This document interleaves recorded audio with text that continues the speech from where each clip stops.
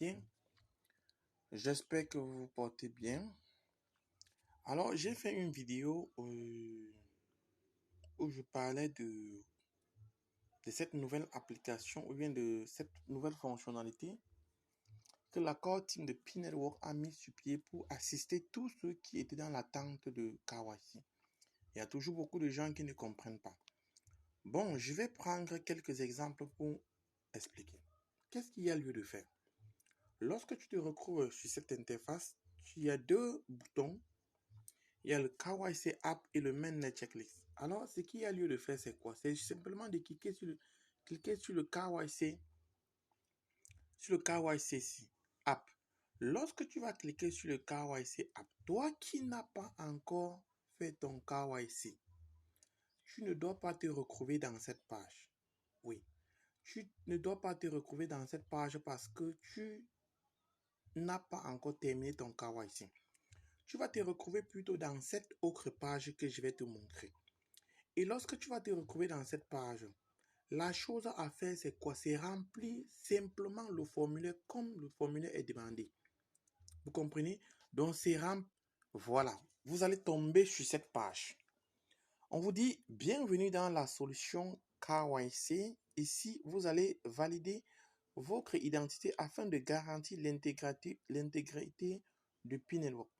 Saisissez le pays figurant sur votre document d'identité pour commencer. Là, on vous dit choisissez votre langue. Vous mettez votre langue. Après, choisissez la date de naissance. Vous mettez votre date de naissance.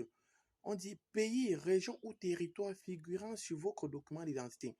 Ça veut dire que si vous êtes étranger et que vous vivez dans un pays autre, vous allez mettre votre passeport. Si vous êtes dans votre pays d'origine, vous mettrez votre CNI. Voilà. Ça veut dire que vous sélectionnez le pays.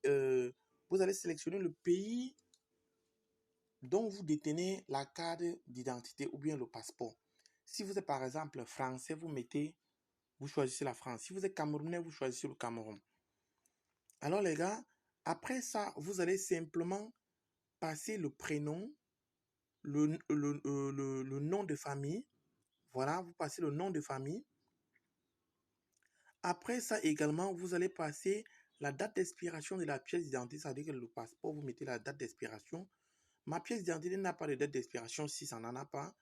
Pays de résidence, vous mettez maintenant le pays où vous vivez. Ça veut dire que si vous êtes par exemple camerounais et que vous résidez au Canada, vous allez maintenant mettre que je vis au Canada. Vous choisissez le Canada. Vous mettez l'adresse. Par exemple, c'est le nom de la rue et le numéro du bâtiment. Vous mettez l'adresse c'est un supplément d'adresse, par exemple, le numéro, si vous en avez, le nom de la ville, l'État, si c'est l'État, par exemple, si vous êtes aux États-Unis, c'est l'État de Maryland, c'est l'État de New York, c'est l'État de ceci, cela. Le code postal, si vous avez un code postal que vous connaissez, vous mettez ça.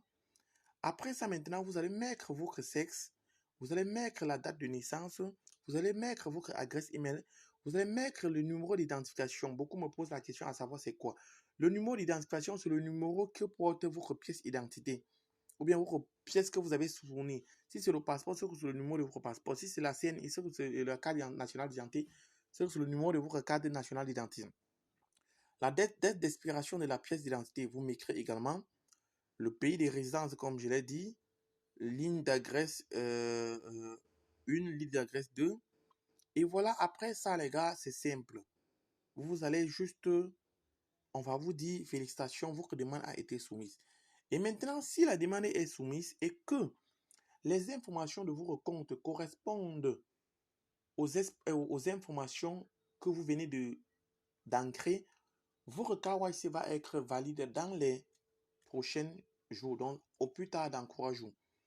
Donc c'est un peu ça les gars, et on vous dit heureux de vous revoir ici. Vous pouvez suivre le statut de votre demande de KYC.